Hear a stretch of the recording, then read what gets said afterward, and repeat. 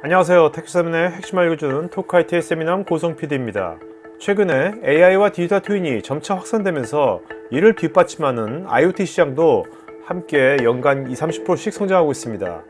IoT의 핵심은 현장의 다양한 데이터들을 수집하는 것인데, 이를 위해서 IoT 데이터를 무선으로 송출할 수 있게 해주는 IoT 유심 시장도 함께 커지고 있는 것 같습니다. 손정의 소프트뱅크가 도이치텔레콤과 함께 IoT 유심 전문 기업인 원스에 투자한 이유도 이런 성장 포텐셜을 보았기 때문 아닐까요? 저는 솔직히 유심이라는 건 알고 있었지만 네. IoT 유심이 있다는 것은 이번에 네네. 처음 알게 됐어요. 그렇죠. 네. 그냥 무식한 질문이지만 네네. 아니 우리가 IoT 이제 공장에서 많이 또 도입하지 않습니까? 네네. 그러면 공장 같은 데는 이미 다 뭐 와이파이도 돼 있고 네. 뭐 유선 랜도 있고 네네. 뭐 저연선도 있고 네. 그런데 유심이 필요한 겁니까? 물론 필요합니다. 어. 왜냐면은 그런 통신 공사가 다 되어 있는 곳들은 다 괜찮은데 네네. 배송 공사를 실제로 할 수 없는 원격지 같은 경우 외부 예, 그런 곳에는 이제 어쩔 수 없이 유심을 써야 되는 네. 방법밖에는 없는 거죠. 네. 또 이제 뭐 이렇게 이동하는 그렇죠. 이동하는 차량이든 어떤 타겟이 음. 계속 지속적으로 이동을 하면 유선으로 연결을 해놓을 수는 없기 때문에 무선으로 데이터를 받을 수밖에 없습니다. 근데 그 시장이 굉장히 큰가 봐요. 크니까 네네. 오늘 이제 그 MDS 인텔리전스가 좀 그 소개하는 이제 IoT 유심이 네. 원스라는 회사에서 만든 건데 네. 저 원스가 그 소프트뱅크하고 네. 도이치텔레콤이 만든 거라면서요, 같이? 네, 맞습니다. 도이치텔레콤이랑 소프트뱅크가 합작 투자로 만든 법인이라고 보시면 되고요. 2017년부터 론칭을 해서 지금까지 잘 하고 있습니다. 그리고 이미 전 세계 12,000개 이상의 고객사를 보유하고 있고요. 이미 2천만 회선 이상 판매가 돼서 네. 무리 없이 문제 없이 운영이 되고 있습니다. 그 소프트뱅크하고 도이치텔레콤하고 IoT 전용 통신 네네. 그쪽을 딱 타겟해가지고 네네. 만든 거네요. 그쵸. 거의 최초라고 보시면 되고요.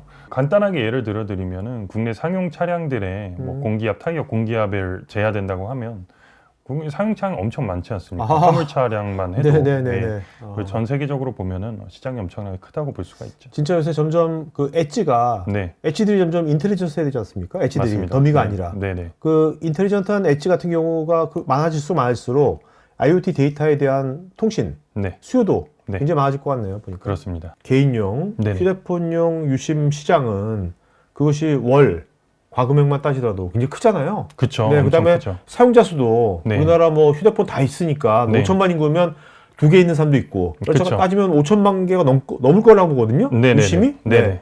휴대폰 유심하고 네네. IoT 유심이랑 개수하고 네. 뭐 비용이랑 이런 것도 좀 비교해서 말씀해 주시면 이해가 더 빠를 것 같거든요. 네네네. 핸드폰이 정말 5천만 개가 넘어간다 이렇게 저희가 짐작을 하지만 그래요.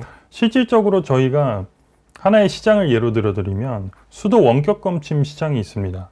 우리나라에 한 세대당 수전이 하나씩 있죠. 근데 그 수전 하나에 기기를 하나씩 부착을 한다고 했을 때 원격 검침을 위해서 그럼 기기 하나당 유심이 하나씩 꼭 들어가야 됩니다. 그렇게 뭐 우리나라 세대가 뭐 적게 잡아서 한 2천만 세대가 있다라고 하면 싱글도 많으니까. 네. 네네. 2천만 세대가 있다라고 하면 기본적으로 2천만 대의 시장이 되는 거고요. 네. 똑같은 시장이 가스 검침 시장도 있습니다. 가스. 예.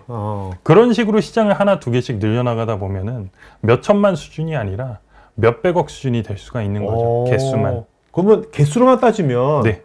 그 개인용 휴대폰 유심보다 네. 이 IoT 유심이 네. 개수로 따지면 더 큰 시장이겠네요. 훨씬 큰 시장이라고 볼 수 있죠. 근데 이제 금액이 훨씬 더 작죠. 그렇죠. 비교가 안 되게 작죠. 네. 핸드폰 같은 경우는 저희가 개통을 하면은 작은 요금제를 쓴다고 해도 달에 5, 6만 원이 기본적으로 나오게 돼 있습니다.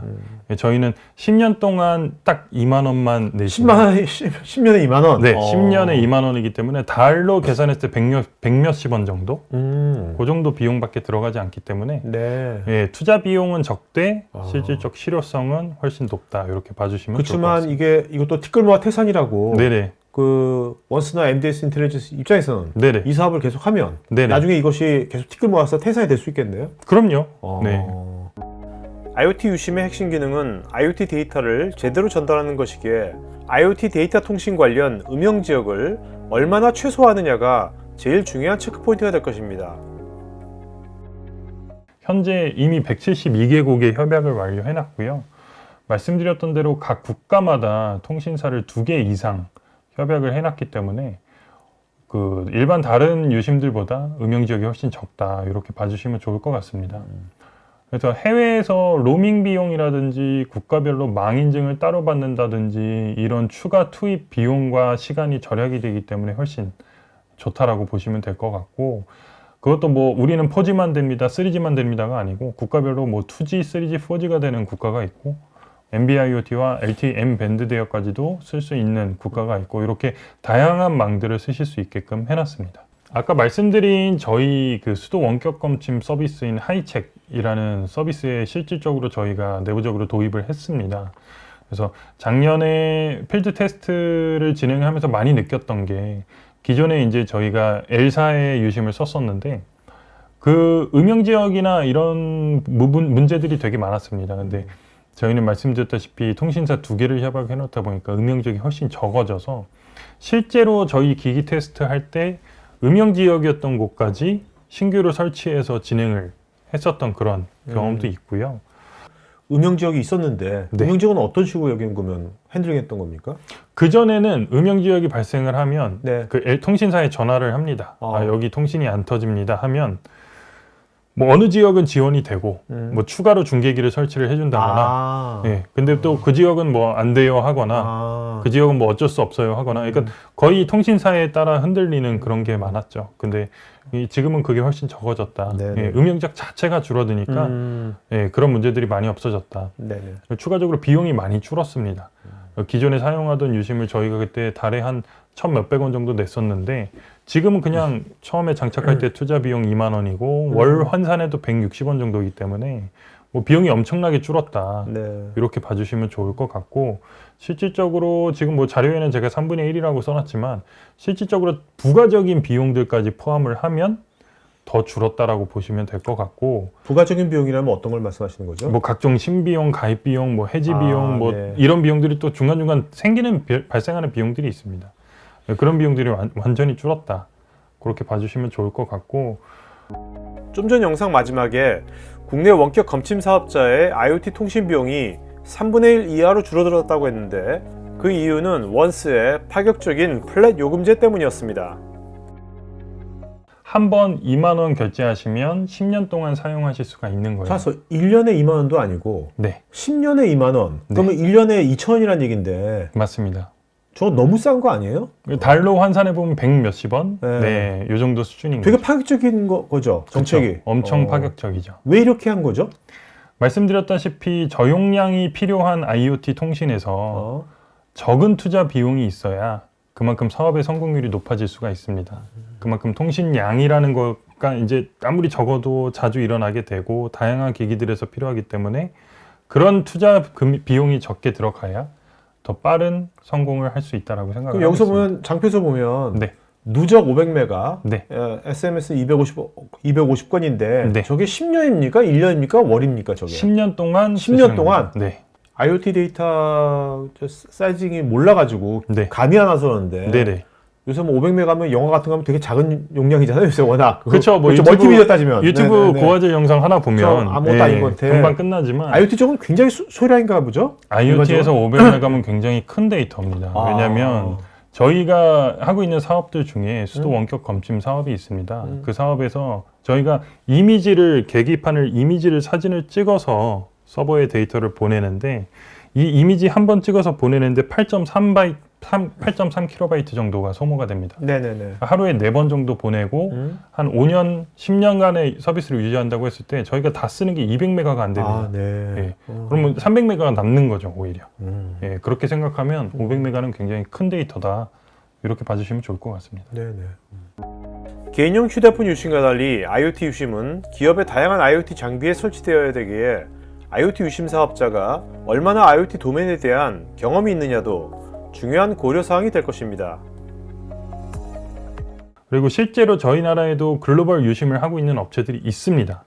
저희가 확인했을 땐 일단 기본적으로 해외의 글로벌 유심 제품을 한국에 들여와서 유통하는 그런 방식인데 기술 지원 같은 것들이 원활하지가 않습니다.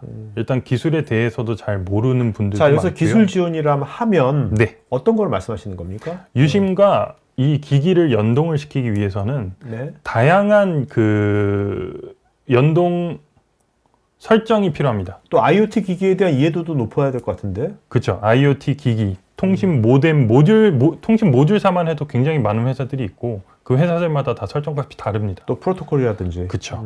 그래서 앞뒤 프로토콜이나 이런 연결에 관련된 모든 인터페이스에 대한 정보들부터 기반 지식들이 있어야 이런 기술 지원들이 가능한 거죠. 공항에 있는 개인용 UC 판매하시는 분들은 네네. 이건 못할 것 같은데요?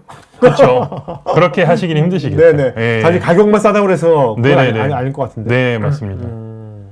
뿐만 아니라 저희는 저희 MDS 인텔리전스를 많이 아실지는 모르겠지만 저희가 IoT 플랫폼 사업들을 또 몇 년 동안 지속적으로 해왔었습니다. 그래서 IoT 전반에 대한 기술 내용 이해도가 높다라고 보시면 될 것 같고요.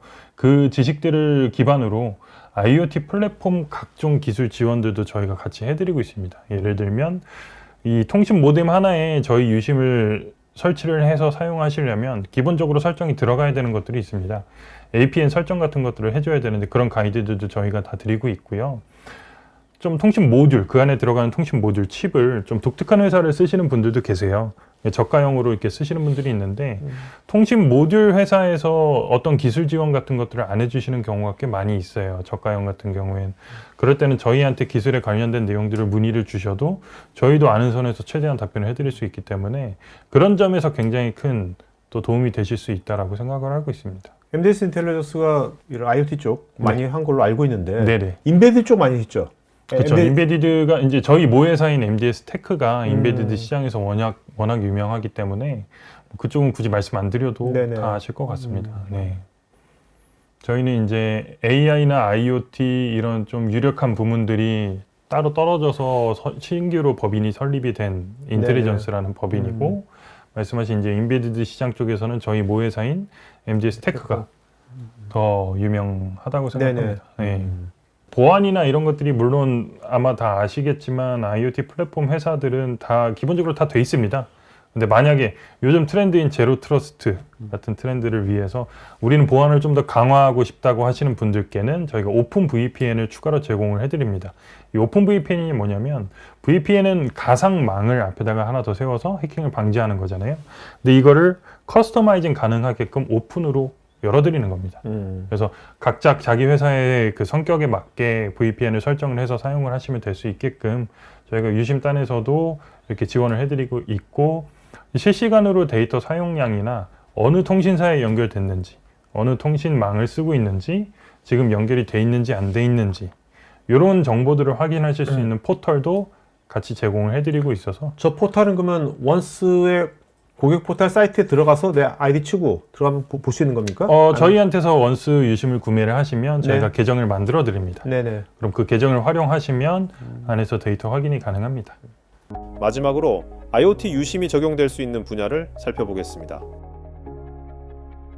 저용량으로 데이터가 왔다 갔다 하는 IoT의 시장에는 전반적으로 모두 적용이 가능하다고 볼 수 있습니다. 아까 말씀드린 환경 모니터링, 온도 습도 데이터 사실 뭐 몇 바이트 안 되거든요.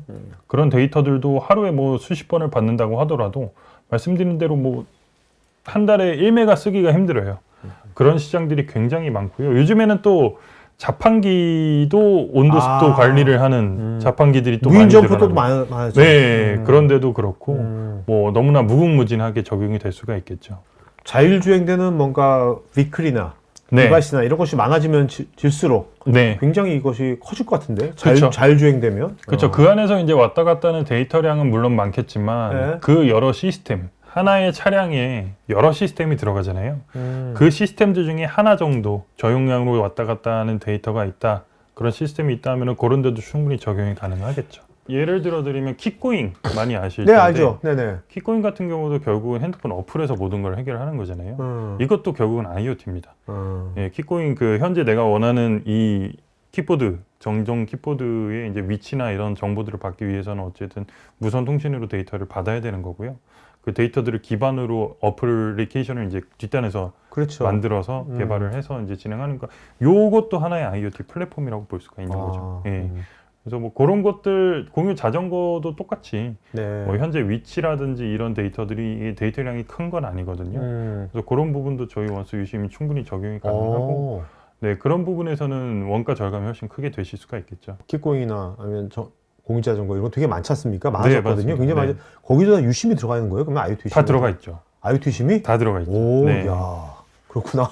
그게 없으면 통신이 없으면 그렇네. 데이터를 받을 수가 없습니다. 진짜 그러네. 네. 그럼 뭐 유선랜을 쓸 수도 없는 거고. 그렇죠. 그래서 와이파이를 할 수도 없는 거고요. 그렇죠. 네. 오.